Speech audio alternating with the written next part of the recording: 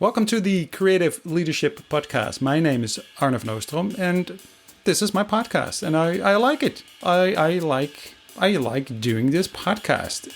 I really enjoy having these wonderful conversations with these beautiful people. On this show, I have another amazing person, Becky Wright, and Becky is I'm at awe with her story. So, I learned so much from listening to the guests on this show. I learned also, about, reflecting on my life and seeing what shaped me. I don't know. I hope you're getting out of this show as much as I do. Let me know, okay? Let me know what you think. I'm easy to track online. I'm on LinkedIn. I'm on Twitter. I'm even on Snapchat. I'm even on Snapchat. Are you in Snapchat? I don't know. My daughter's on Snapchat. She's a teenager, and I'm trying to keep up. I'm failing miserably, to be quite honest. But I'm really trying to keep up with my daughter, 14 years old. All the stuff that she sees. I want to know. To be honest, I'm a little bit worried about all the images and all that stuff that she's confronted with, all the perfection that's out there, right? So if you're on Instagram or, wherever you are really, as a young girl, also boys, but girls seeing, all those perfect people out there. I don't know. What's that doing to your brain? It must do something. So I'm trying to kind of give her some perspective and put things into balance. But anyway, trying to keep up as much as possible. If you are interested in being part of the Design Thinking Conference, we are running a prototype on October the 8th. Just visit us on designthinkingconference.com or just let me know if you're interested. We're running a sort of a prototype on this conference because we feel that the online conference, and we're in a second wave. I don't know where you are, but we're in a second wave, and this pandemic is not going anywhere soon. Conferences are moving online by necessity, but you can't just copy paste your offline conference to an online environment. It needs to be something radically different. We need to reinvent, and it's a world of opportunity. There's so many possibilities out there to change things and to make them more accessible. So anyway, we're working on this. We're trying things out. October the 8th, we're going to run this experiment. If you want to join, let me know. We have Becky Wright. Like I said, an extraordinary lady. I'm really proud of having her on the show. She says she's a modern day alchemist. I'm just gonna let her explain to you what that means. I hope you enjoy this one. I sure did. So here we go. I like to think, in a way, I'm a bit of a modern day alchemist. I find myself mixing things together an awful lot, and I like things that don't fit together well. I like bringing different worlds together, or people together, or ideas together. So that's the closest I can come in terms of a word to describe who I am. I think I'm a kind of modern day alchemist. An alchemist is looking for gold, right? Yeah, definitely. So you're looking for gold. Well, it depends how you look at it. I mean, gold is interesting. Gold isn't if you and I were to go down to the river, we wouldn't find gold where the water's running fast. We'd find it where it's running quite slow. So I do look for gold. I do try and find the philosopher's stone. I do try and find that that little nugget in there, but I try and find it where things are quite slow, and where you look and you don't expect to find things. And I've always paid attention to that. I've always paid attention to the unusual, the mysterious, the synchronicity in life, those sorts of things I'm interested in. I don't think I'm so interested in when everything is very ordered and laid out. I find that quite difficult to know where my place is. And where did you grow up? What was because I'm interested because were you an alchemist when you were a child? Is that something that, or is that something that came from your childhood, or is it something you already recognized as a child? Is it part of the story? Yeah, I don't remember very much of when I was very young, but I know that my parents said that I was very creative when I was very young, and I was always drawing all the time. I can't say I kind of do draw now, but I draw on large sheets of paper, and I tend to draw out what I'm trying to map out in my head.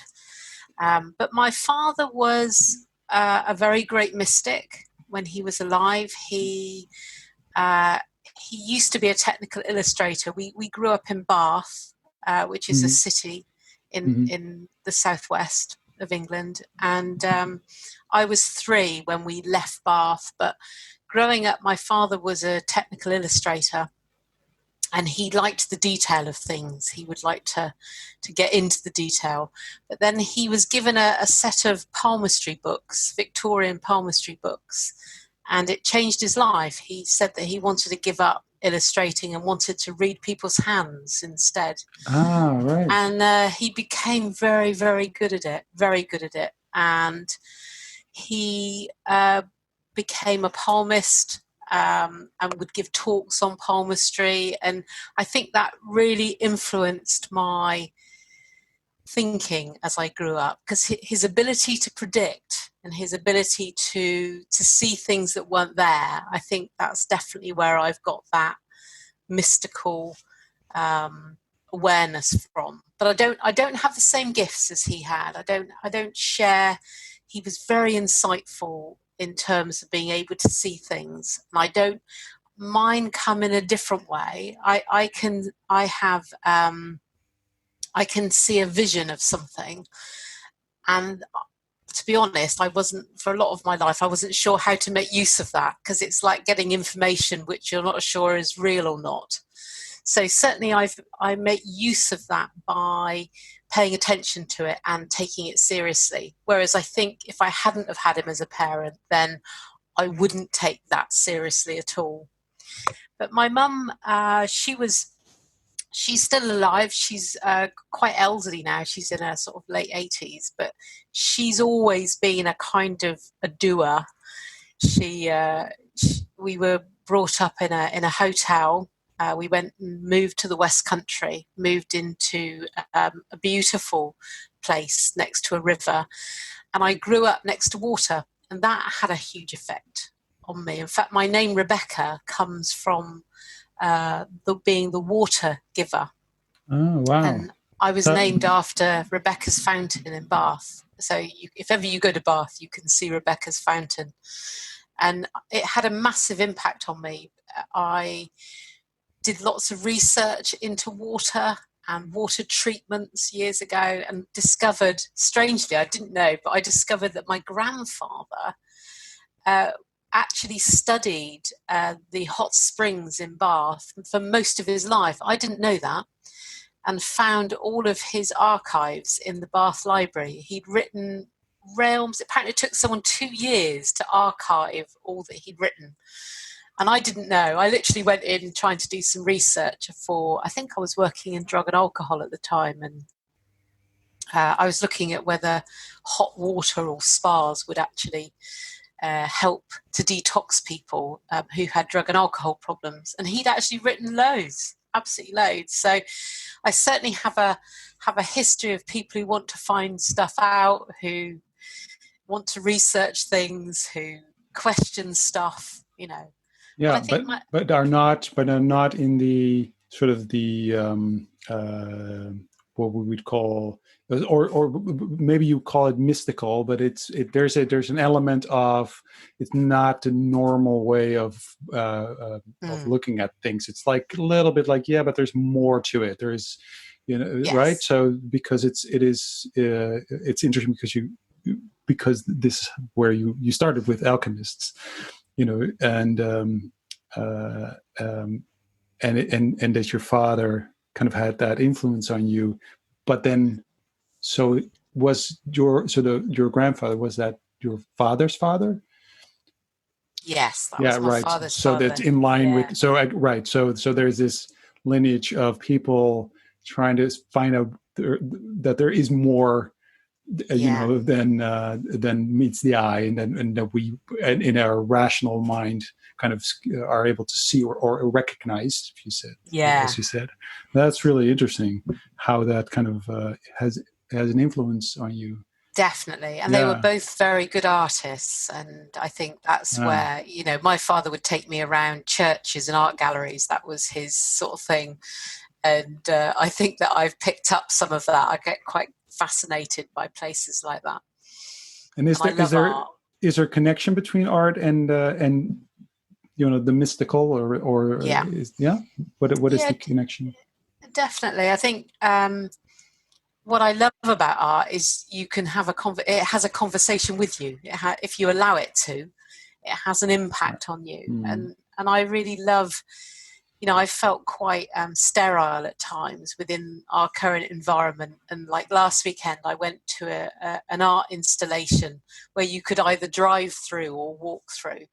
And I found that when I came out the other side, everything had sort of woken up in me. So that incredible, the way it makes, sometimes I've got quite an itchy soul, and it kind of allows that to rest once I've seen something that allows me to engage, have a conversation with, feel like I'm getting something back from something, but I can also give something. So I like the interplay between the two.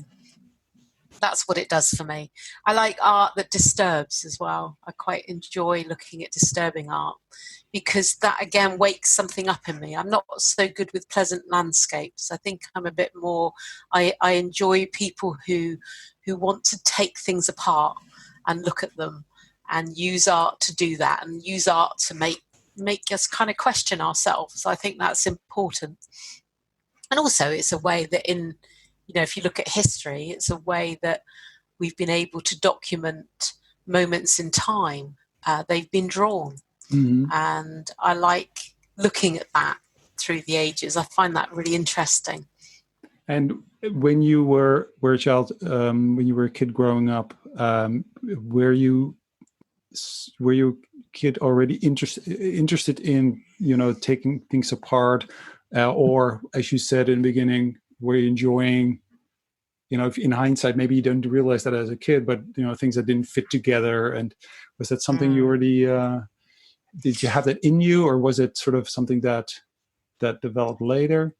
If you look back. I definitely had a thing about making people feel better from a very young age. I mean, my mother tells me that I used to walk to this well every morning and collect water and then bring it back and give it to all the guests. I'm amazed I didn't poison a load of people, but I used to pour them all a glass and say that it was really special, magical water, and if they drank it, they would be better. So I had a real interest in wells and water, and I got into herbalism at quite a young age. And apparently I used to make all these herbal tinctures and potions and give them to people. And again, I'm so pleased that everyone's still alive as far as I know.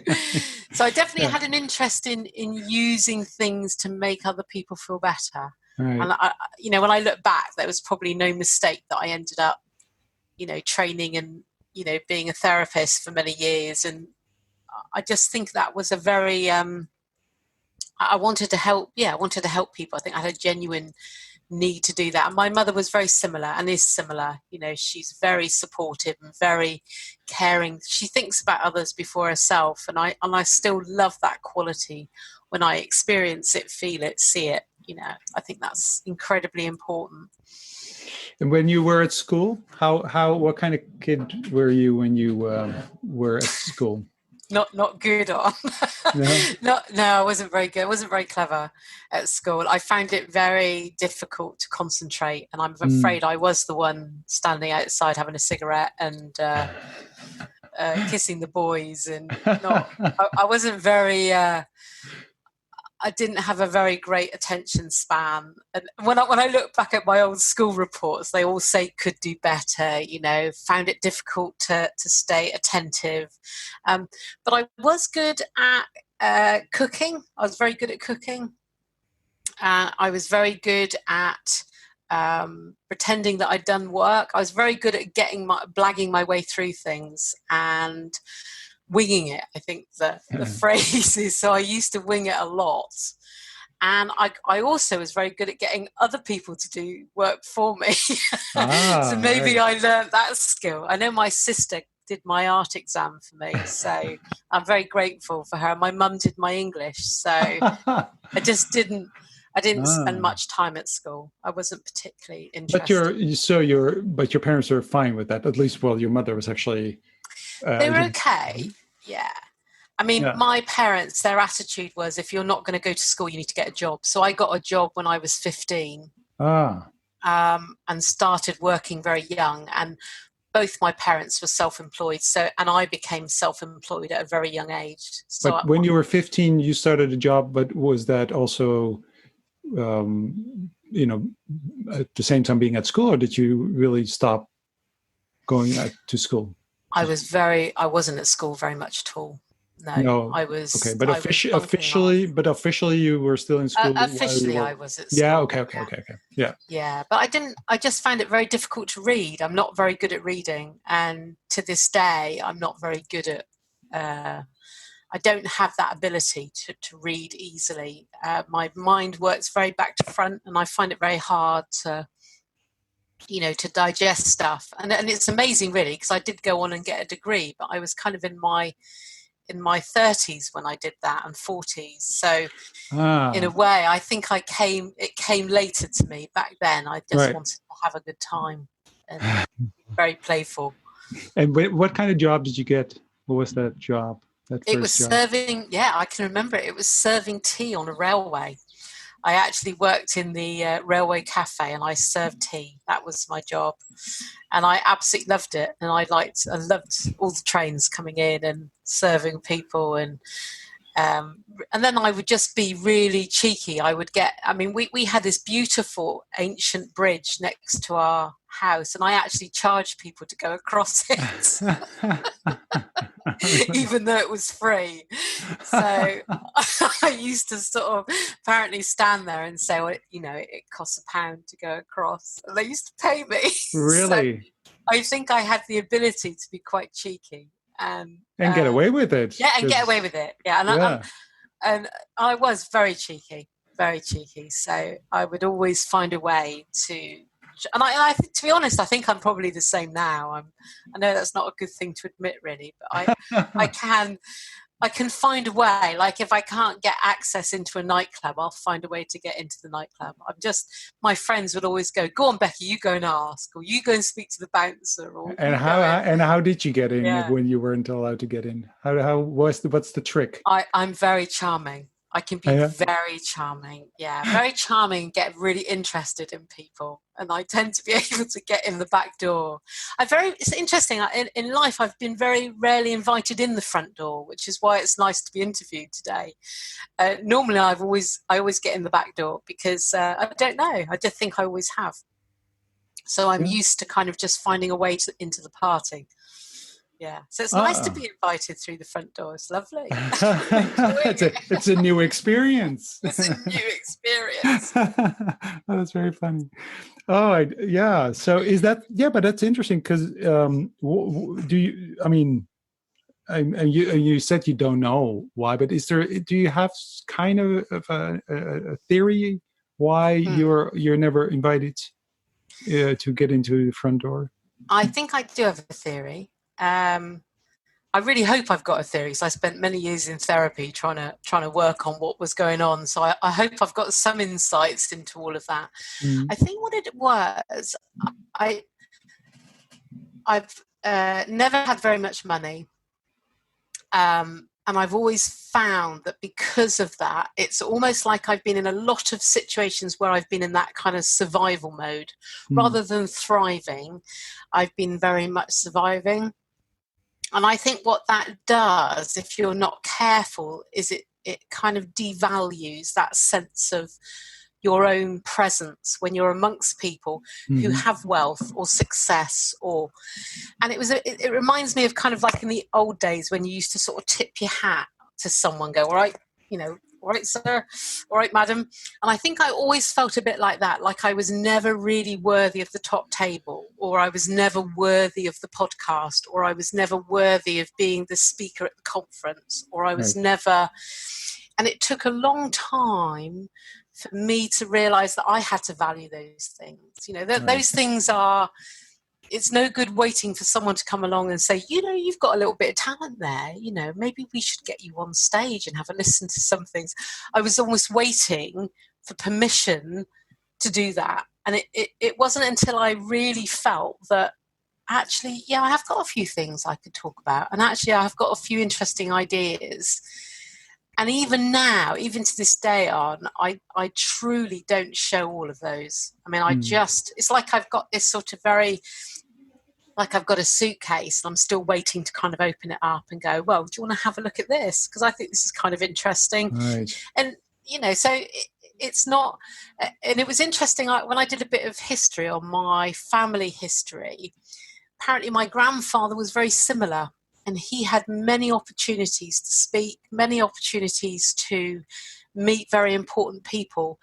And he would almost do the opposite. He'd create something that would shock or would do the opposite of, rather than just take the invitation. So it's interesting. It's interesting. It's a self-fulfilling prophecy, right? Oh God, definitely. Yeah, definitely. And But it's lovely when I get feedback and people say, you've got a lot to bring to the party, Becky. In fact, we love having you at the party. And you think, oh, actually, that's nice. So I think for me, confidence, people assume I have loads of it. But actually, it's taken a long time for that to grow and to see the value in that. Yeah, and trust it. And giving yourself the permission instead of waiting for others to give you that permission. Because... And I think it's part of, it's probably also just part of growing up and, getting a bit older and then being able to reflect on things. When you're young, you're kind of so in the middle of it and it's difficult to reflect on it. But I think that if once you start, at least in my own experience, once you start discovering that other people are also, someone said, which I thought sounds a bit dramatic, but someone else told me, once you discover that everyone's broken, you're like, oh, we are all a bit broken somewhere. And you don't have to wait for other people to give you permission, because they probably are also waiting to get permission on some level, right? So they don't see themselves as superior either. There might be people who see themselves as superior, but those are not the people you want permission from anyway. So mostly the people around you that you connect to are just like you on the inside, but you think they are different because people will tell you, that you have, you radiate confidence, and you're saying that's not true. It's the same for everyone else. Right, we are all in that sense broken somewhere, and we're looking for ways to kind of connect to people, and so that's I think I think everybody goes through similar processes, but in a very different context. So the context is very different, right? So your parents, your grandfather, the way you kind of, the sort of the DNA that they gave you, that that created a totally different context which is Mm. interesting. And I'm really curious about when you sort of, because when you were a kid and you're trying to kind of not poison people. Maybe you should go back and look look at this. Maybe they are like they are very extremely healthy, and you gave them this poison, and Yeah. it was actually it was a remedy for something. You know now. Okay. You know, You maybe do know. your potions were actually magical, and they still look like they're 20. Who knows? You're like, oh, it worked. I love it. But so when you were you dropped out, or well, you didn't drop out of school, but you kind of dropped out of school. I did. You started working. So what happened after that? So what did you go? When you finished that job, did you get another job? What happened? Yeah, I had a kind of strange. I was dating this guy who was very interested in meditation, and he really changed. I mean, massively changed from being. He became very calm inside. He became very influenced by this particular meditation teacher, and I thought I was interested in how it was changing him as a person. And I found myself going along to some of the talks. There was like a little Quaker meeting house in near where I lived. And so I started going along to these meditation classes. And one night they invited this Buddhist monk to come and speak. And I was completely captivated by him. I just felt so at peace in his presence. And I couldn't believe that I could feel that calm in myself in the presence of another. I was just completely enthralled by it. And the boyfriend later went on and joined, I think, some sect or some Buddhist sect. I can't quite remember all the details, but I ended up going to a Buddhist monastery. And that's not far from where I live. So I spent about 6 years going in, dropping out, going in, dropping out. Of this local Buddhist monastery and learned to meditate. So that's what I loved doing at the time. I got really, really good at it. I think my problem was I was a bit more interested in the monks than the monastic life. And at that age, and in the end, the head Ajahn, who was there at the time, he said, right, Becky, I think you would be much better teaching this than becoming a nun. I really don't think you're cut out for monastic life. So he gave me my first intern, if you like, and I ended up replacing him at the local prison. So I'm teaching meditation at HMP Shepton Mallet, which was my local prison. I think I could have only been in my 20s, sort of early 20s, and I spent 7 years in prison teaching and absolutely loved it. I loved Teaching every meditation. Minute of it. Yeah, initially meditation, then I trained as a teacher, and when I got my teaching qualification, I was able to teach other things. So I started teaching drug and alcohol awareness and anger management and a whole range of things, and got a job in the prison as a teacher. Yeah, and why you're because you're very clear on that was a very great experience and you loved it. Yeah, loved it. What was the thing that you loved the most? Why did you love it so much? I think it helped me make sense of what was happening with my thoughts, what was happening with the images that I was seeing. It brought it into a context where I could start to understand. And I felt at peace with myself, really, going through that process. Such a lot of it made sense to me about what meditation was, how it worked, how it affects the mind. I felt a better person for doing it, and I liked the effect it had on others. So when I started teaching it in the prison, I had a big group. Looking back, I had 28 in my class, and they were climbing the walls, these guys. Some of them were coming off drugs, some of them had it wasn't their first time in prison. For some of them, it was their first time in prison. And I was quite young. I had quite a way of calming them down and coming alongside them.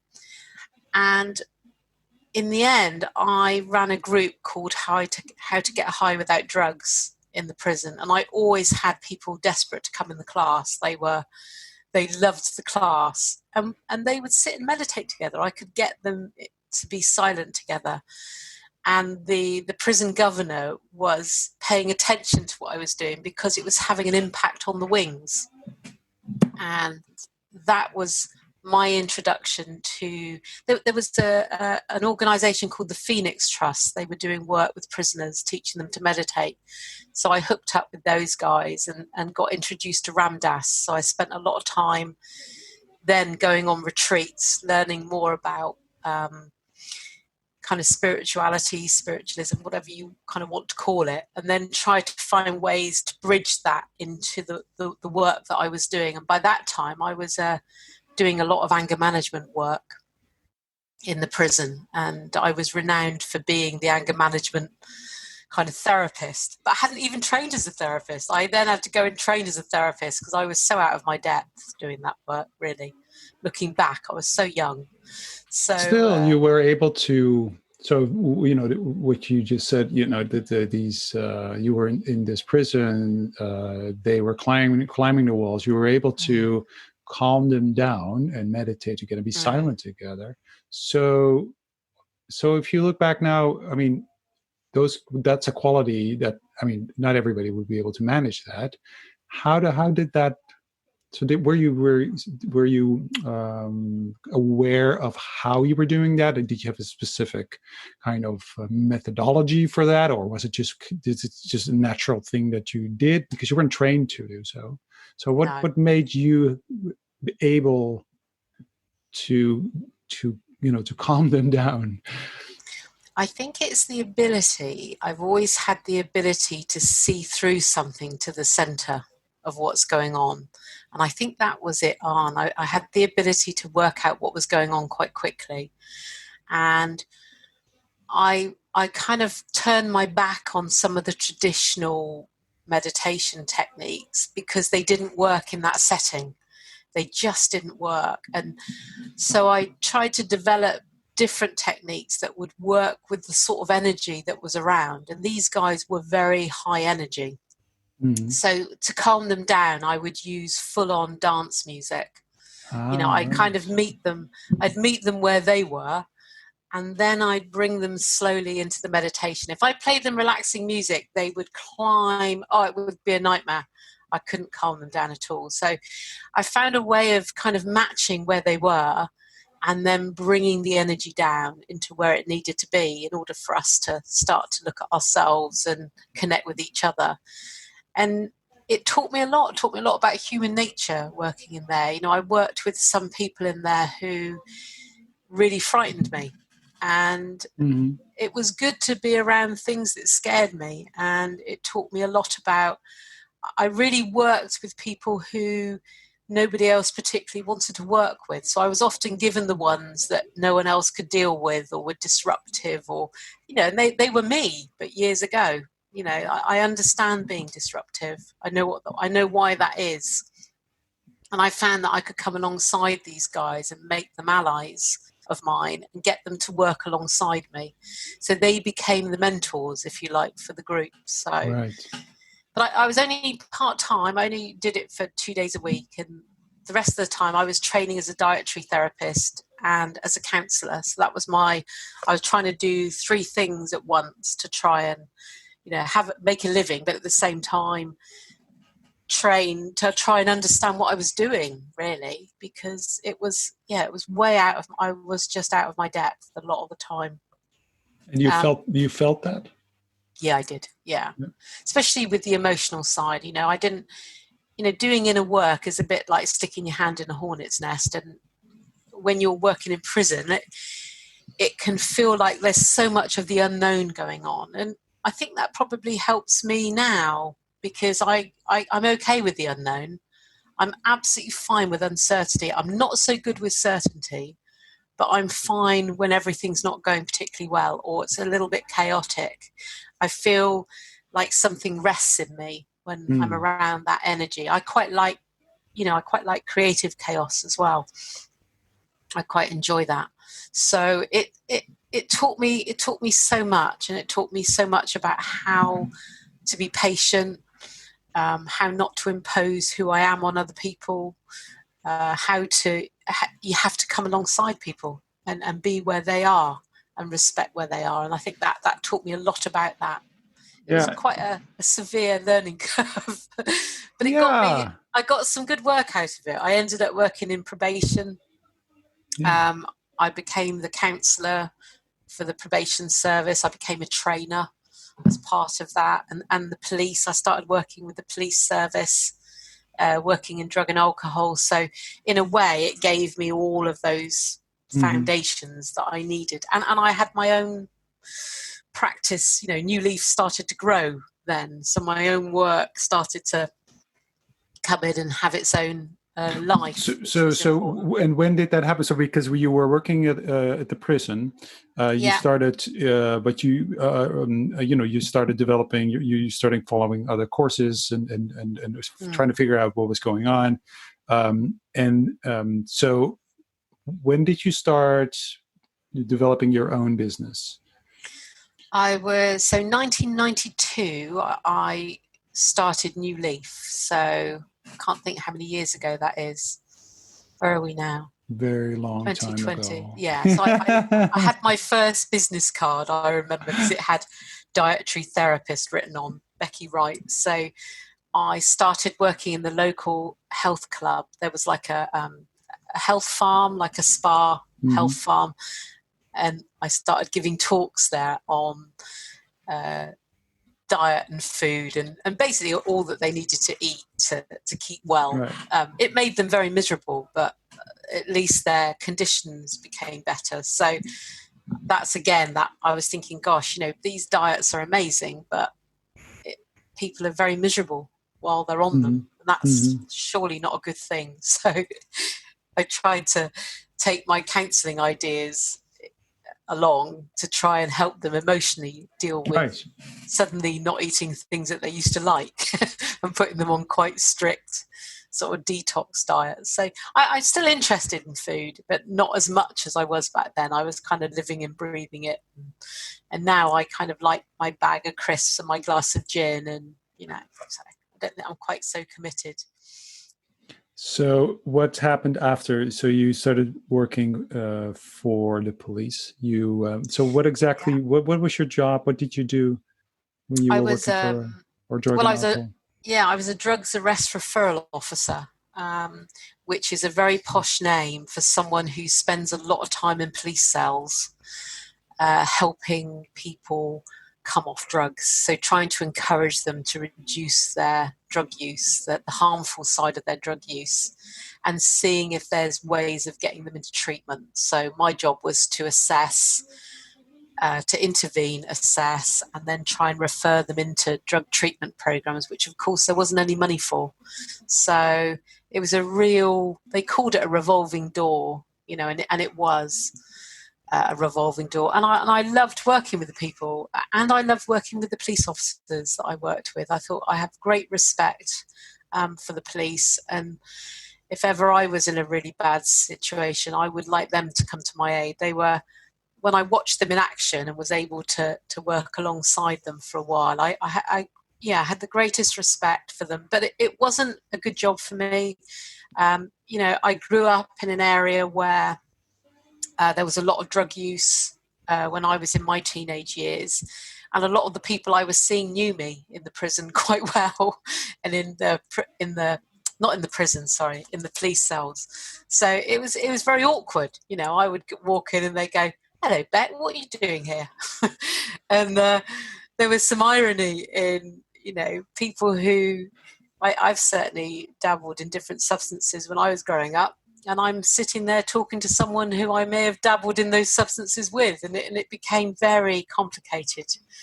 There were very few boundaries. I found that quite hard, and they found it very difficult seeing me in a different situation. To me, it didn't work. It didn't work well.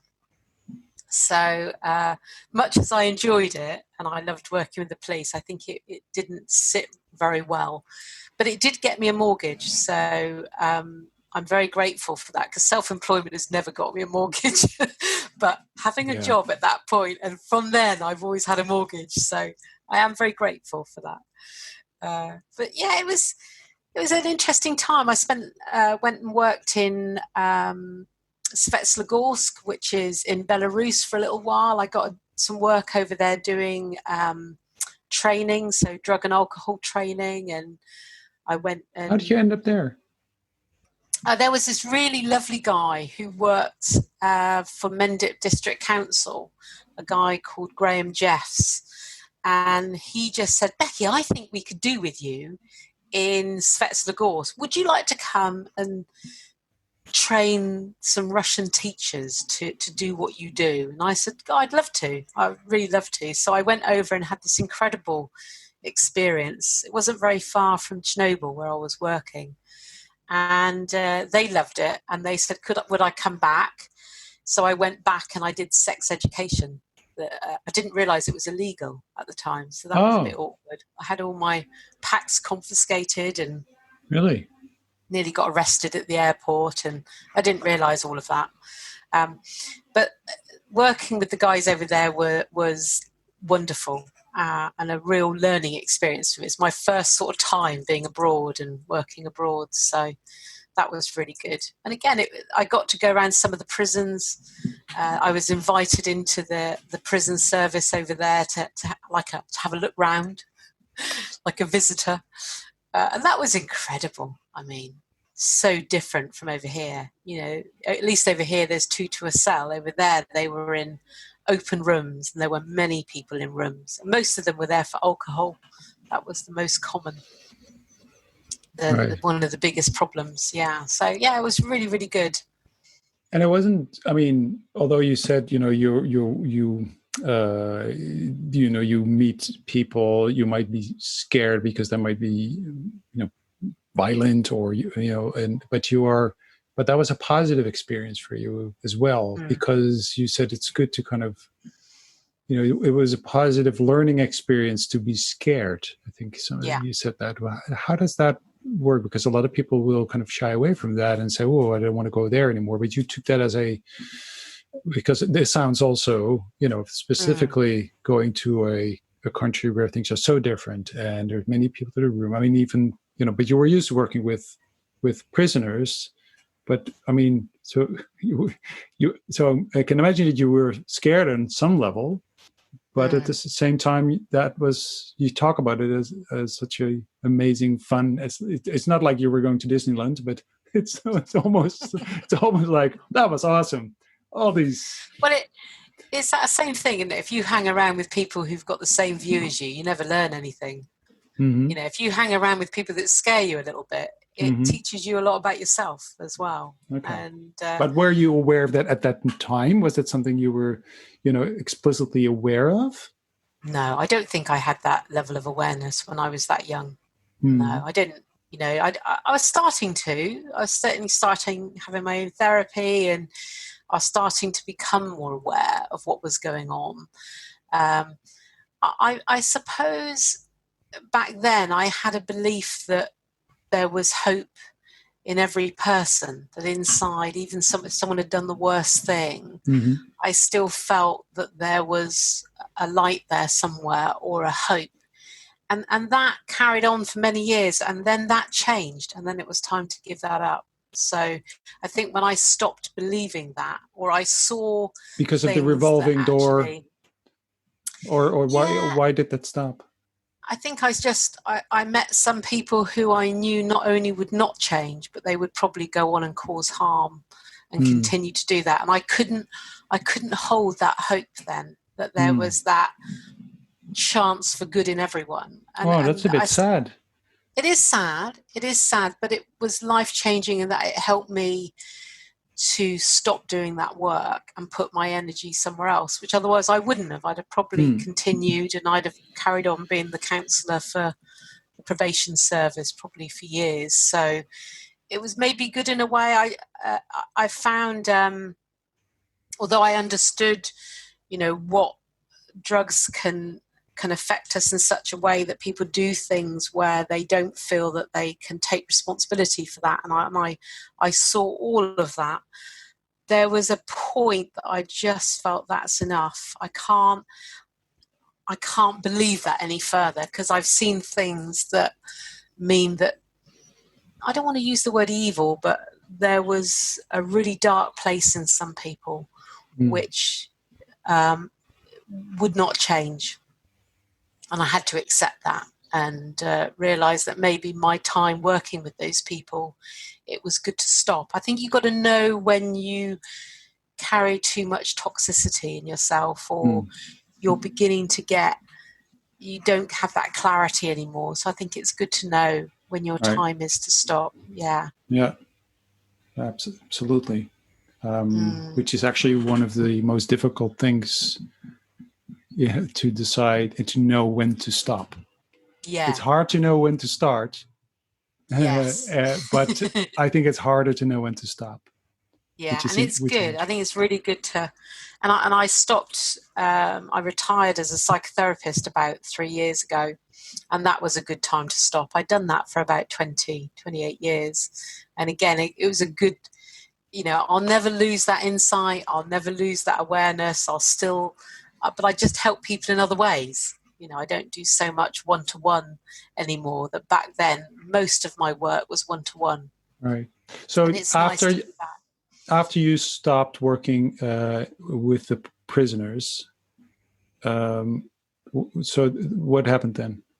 I kind of grew new leaf, really. I grew my counselling practice, yeah. So I just became independent. You became an independent. All right, yeah. And how did you grow that? I had a very good supervisor. I've always had very good supervisors. They've definitely helped me grow my practice over the years.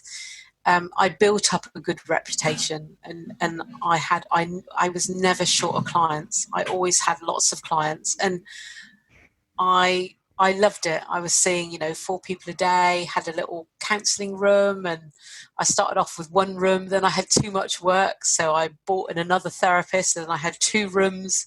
Then I had a therapy centre, and it grew and grew. And in the end, people were saying, Becky, could you provide a counsellor to do, to help us in our workplace? And I started to get more interested in doing kind of in-house work. So rather than having to kind of have clients, individuals, private clients, I was able to start to see people who were happy to buy not just me in, but the business in. So it stopped being me and it became us. And I grew a team of therapists who worked with me. And again, we've not been short of work. We've always been able to deliver. We started working with the Royal Society for Arts and developed ourselves as a reinventing organisation. That was massive. We went from it all being about me and running my business to being we. And I'm now the founder. I kind of sit in the background now, and all these people deliver the work, which is wonderful.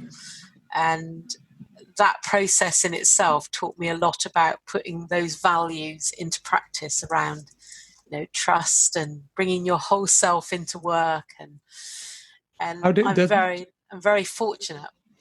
So if you look at your journey and the experiences that you had and working, with prisoners, working, but also, teaching either meditation and then, all those things. What is it that you brought to the organization? What are the learnings that you had that you say, oh yeah, this is how I developed my leadership style or my philosophy of how to connect to others, because I went through this experience. What did you take with you? I've never really thought about this before, Arne, but the first thing that comes to mind is an image, as it normally does, and it's something to do with valuing the unknown and valuing the mystery in things. and not always having to understand it, but just valuing that when it appears, that I pay attention to it rather than go, oh, that's just my imagination. Oh, wild. I actually turn towards it and go, why am I thinking about that image? Or why is that inmate back in my head again today? Or why am I connecting back to that moment? Or why do I want to listen to that piece of music? Or why? So I think just being aware of those things, bringing that into the everyday is just something which has helped me and New Leaf to grow. And New Leaf it's a living organism. It is what it says on the tin. It's growing new leaves all the time, and I don't have control over that anymore. That's happening very organically as the people within the business grow and want to branch out and want to do a bit of pruning over here, but let that bit get a bit bushy. And now it's funny, actually, this morning I was thinking as I was, I love going to the dump. I don't know why. I love going to the dump. Not the toilet dump. I like going to the local dump where you dump stuff that you don't want. But I tend to go there with a lot of garden stuff, and I find it quite therapeutic to just get rid of things. And I was thinking, I think I've become a gardener of life. I think all I'm doing now is just attending to different spaces and like making those spaces look safe and feel good and helping connect people. And so I think I'm much more of a bit of a life gardener now, and I enjoy that. And when you named your company New Leaf, was that on your mind? Sort of the. No, it wasn't actually. I just back then I was literally a passenger in a car, and a leaf came and hit the screen. I'd love to tell you a very profound story, but there isn't one. It was literally, I was driving along and it stuck to the window of the car. And I thought, oh yeah, New Leaf. Yeah, I think I'll call it that. And back then it was New Leaf training. Then it became New Leaf counselling, then New Leaf therapy, and now it's become New Leaf life design. So I feel it's had its own. It's evolved, and it's evolved into something which it's just lovely to be part of. And if I need to let go of it, it needs to go as well. Yes. So I don't feel as attached as I used to. I feel just like it's great to be part of, but it doesn't belong to me anymore. Yeah, so if I listen, so when you started your story, and I was really interested. You said I was a bit of a cheeky girl, and I maybe still am, but I like that story of the bridge where you had people pay charge people. Yeah, but to me, it is if and combine, if then listening to the rest of the story, it is that you are quite aware of how things work and the rules, and because you can bend them, you might call that cheeky, but it is also the awareness of being very explicit about you or maybe if it's not something you explicitly understand, especially when you were a kid, but you know how to bend those rules, meaning that you know how it works and you can play with that, and you can I think it is actually being a little bit of someone who's not fitting in, is one of the things you kind of said in the beginning. But if you don't fit in, you are also able to kind of observe.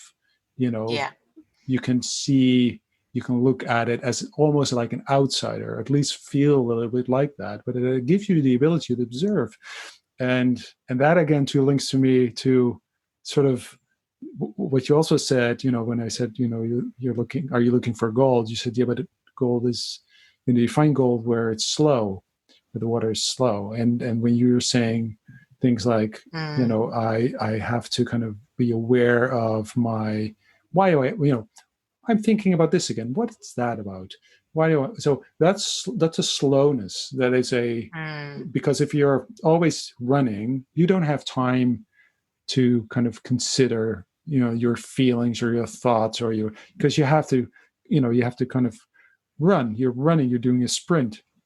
And so I don't know if that's something that, do you recognize that? Is that sort of, is that still part of you? Are you still the cheeky girl? Do you still kind of, are you able to, because the way you described your organization is also, for in a traditional sense, that's not how you're supposed to manage your company. That's not how it's supposed to work. But Yeah. you're very comfortable with saying, well, no, this is how I like it. Yeah. I trust it. Very much so. I do trust it. I trust all of it.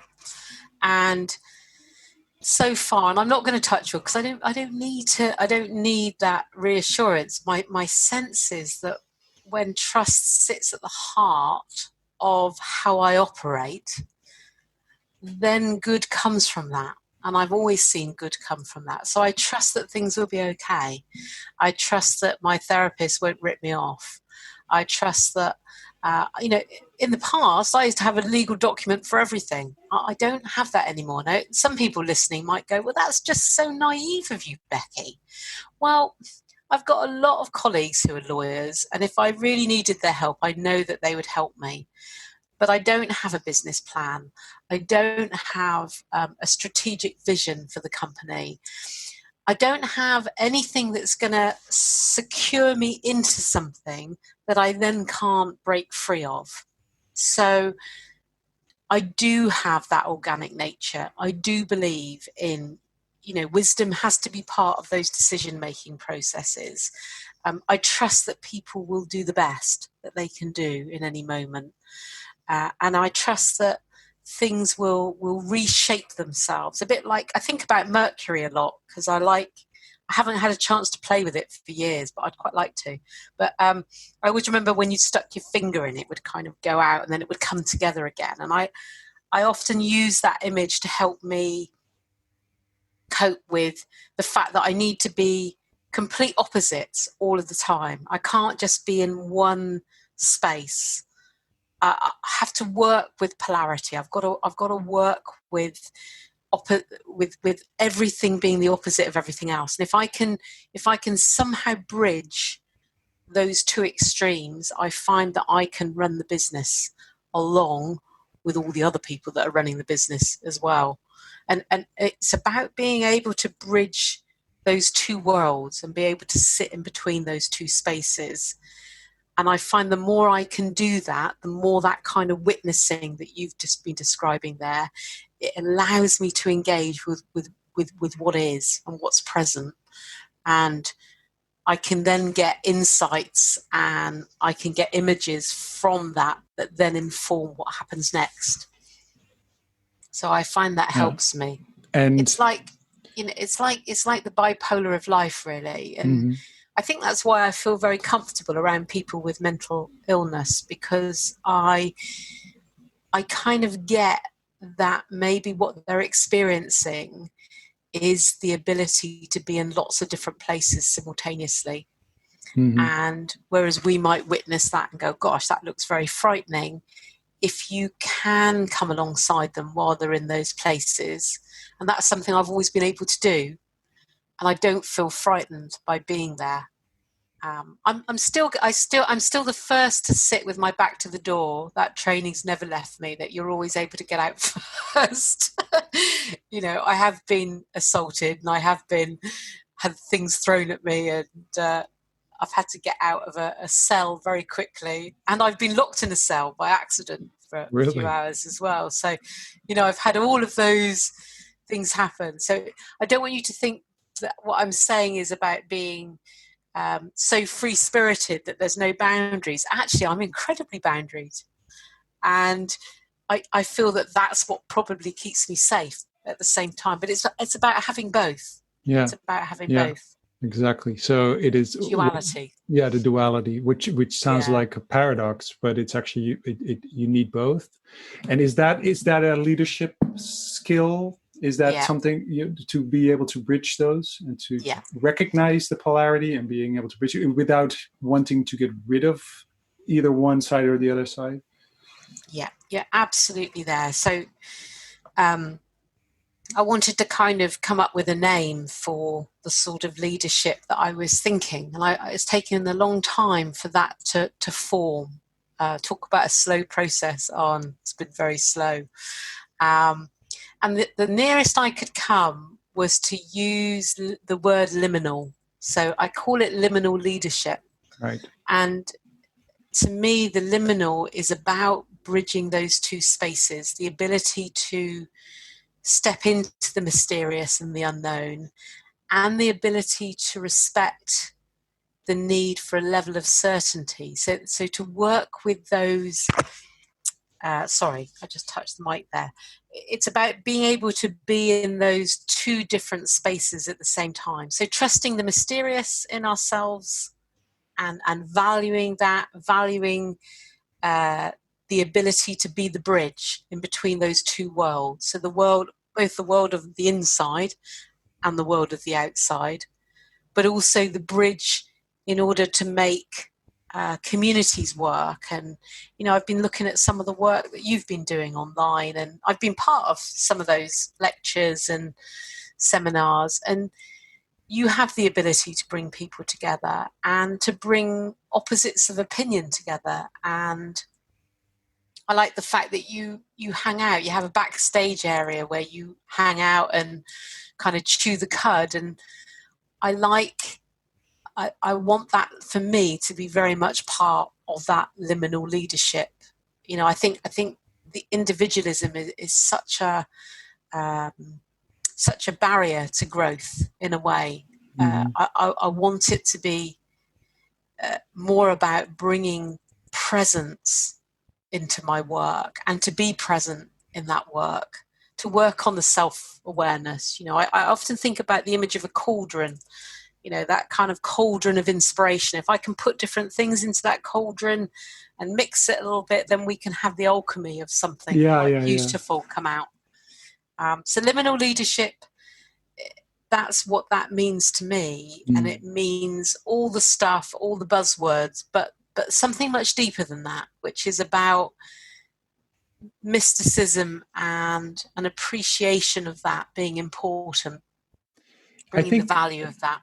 So one of the things, and I know we've previously have spoken about this, but you mentioned synchronicity, for instance. Can you describe what that means and how that and what that means to you? I don't know if I can define it really well, but I can.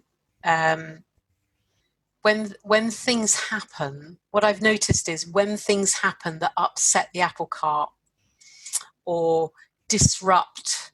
Let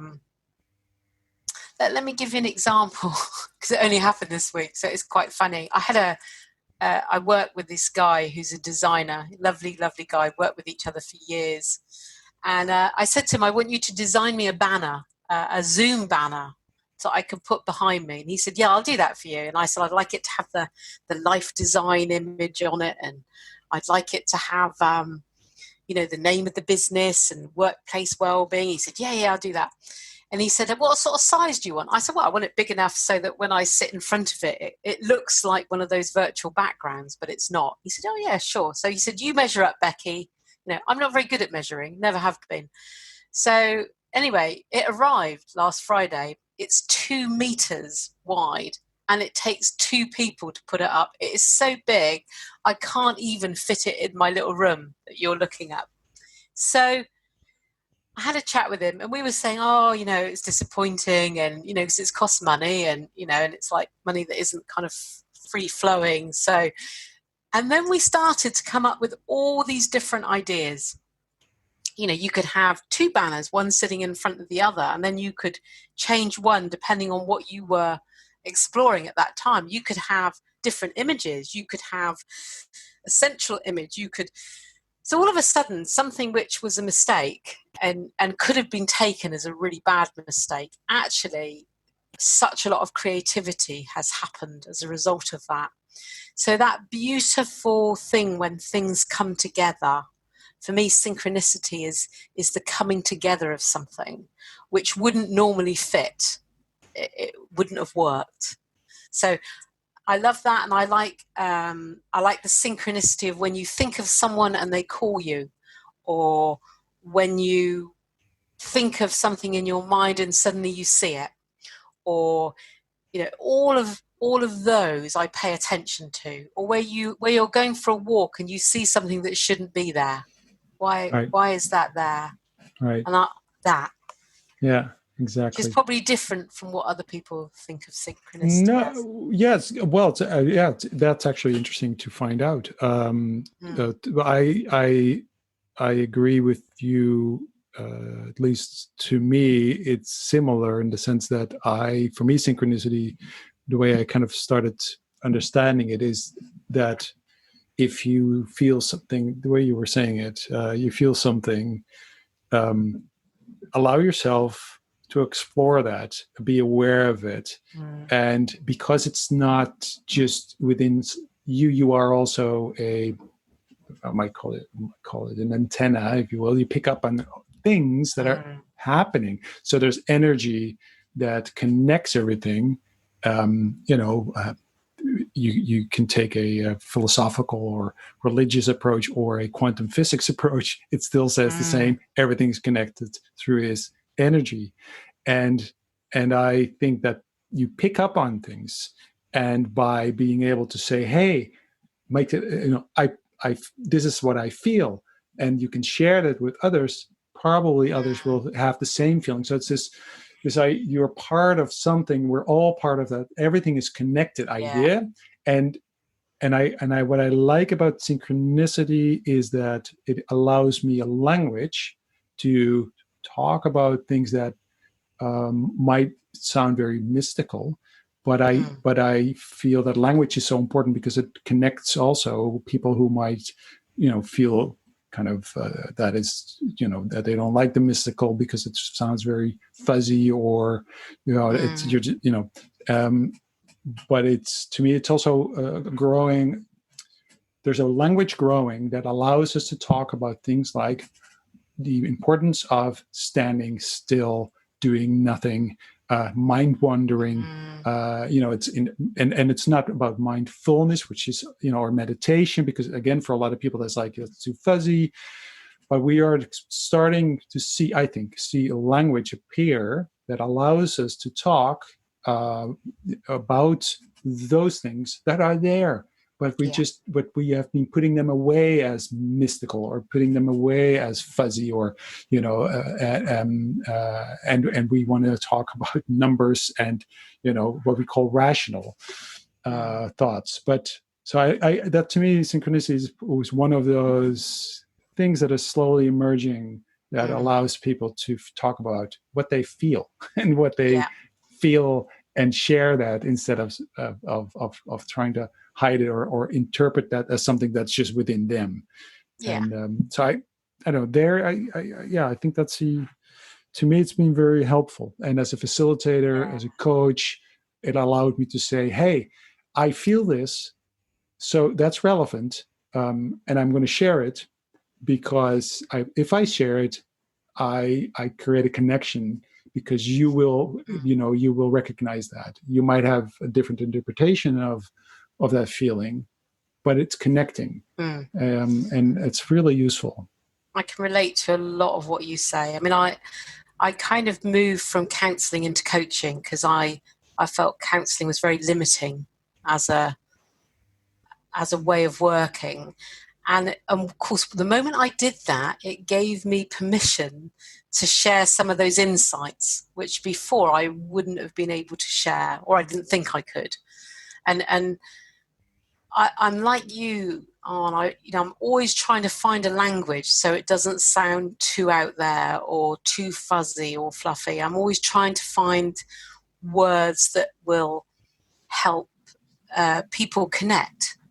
And connect in an interesting way, and also I didn't want to develop a model or create something that then could be right. First you do this, and then that's the first part of the process. Then you do this, and I found a lot of, when I tried to find a system or find a design, and I think that's how you and I met, because at that point I was trying to find models or ways of working that allowed that space for creativity and weren't quite so rigid in their process.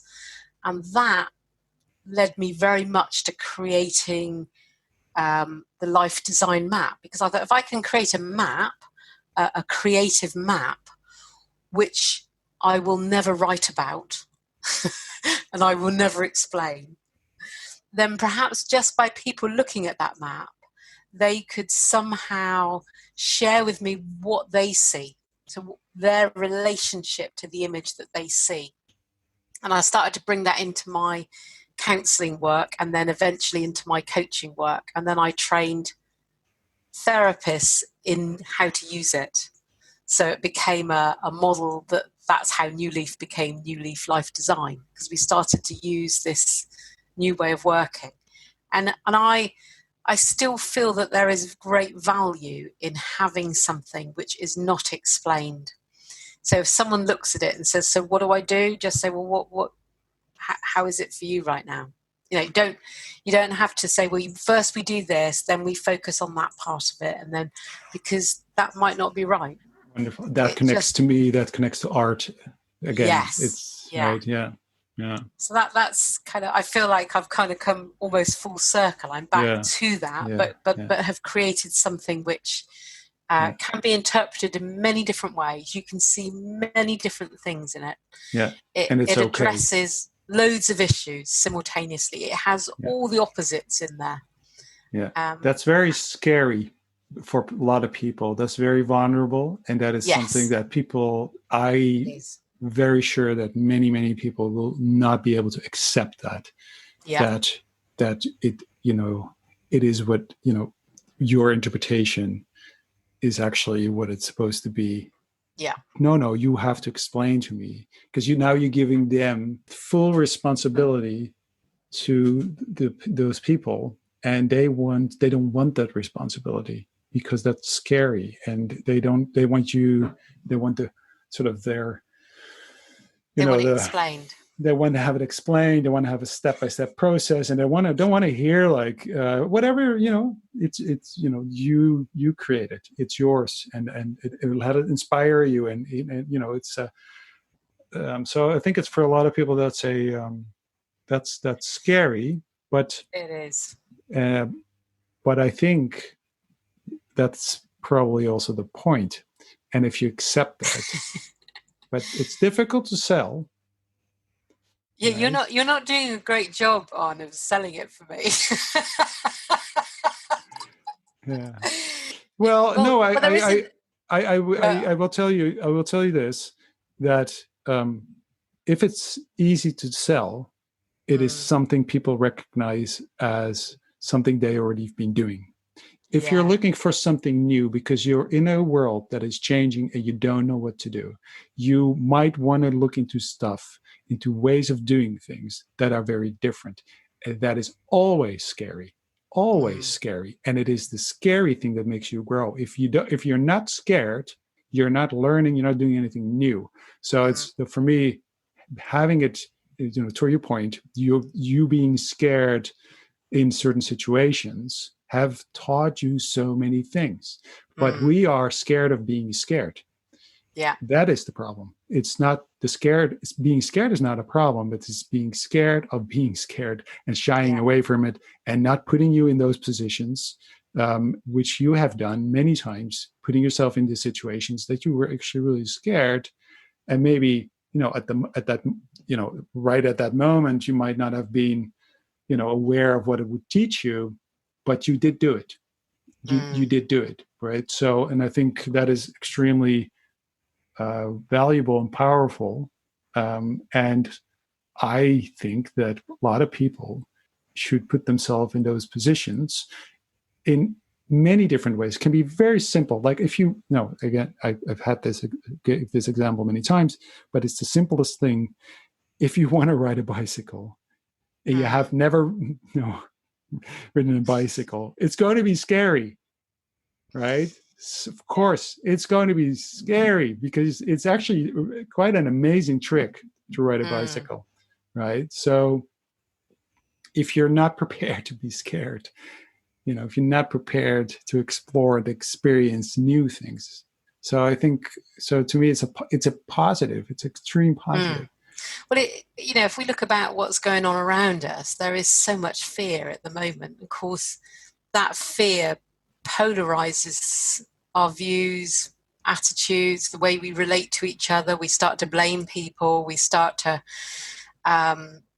go into that level of uncertainty and that kind of fear that attaches itself to our own anxieties about ourselves and about life and what's going to happen. And yet, what I'm finding is, if I can look at something which helps me ask some questions of myself, and in doing so gives me some insights into where I am at the moment and keeps me grounded, because it's really important to be grounded in what's happening, then that will help other people. I know it will. And I've seen it help other people. But it does involve a level of trust in your own value of your own creativity. That's what it involves. Because I think, if you think about it, Arne, so many people involved in creativity are all involved in output, delivery, product. Yeah, they want to buy our product. They want to, artists are becoming products for sale. But when we go back, it's actually the process and journey that got us there. It's the conversation, it's the space in between you and I that's actually the really interesting thing. That's kind of what's really interesting that's going on. It's not the product and outcome, it's the process and the journey. So having an opportunity to explore that process and journey, and the space in between, what happens when I look at something, or when I smell something, or I literally come into my senses. That's because I think that's kind of what we need to do. We need to literally come into our senses. Then something wakes up. And what I've noticed is, what wakes up is actually very interesting. It can be very odd, but it can also be very interesting. And I guess what I do is I just take that very seriously, rather than think, oh, world imagination, Becky. I actually think, why am I thinking about that? Yeah. Why is it that when I look at that, I get this image appear to me? What's that? How can I work with that? And we started a support group during lockdown for people in running very small businesses. And the way that we process all the material that comes up is through imagery. So as a group, you can come up with a collective image, which is incredibly powerful. Or as someone's speaking, sometimes people speak using metaphors, don't they? Mm-hmm. They might say, I feel like a bit of a ship at sea, or I feel like, a bit like I've lost my anchor.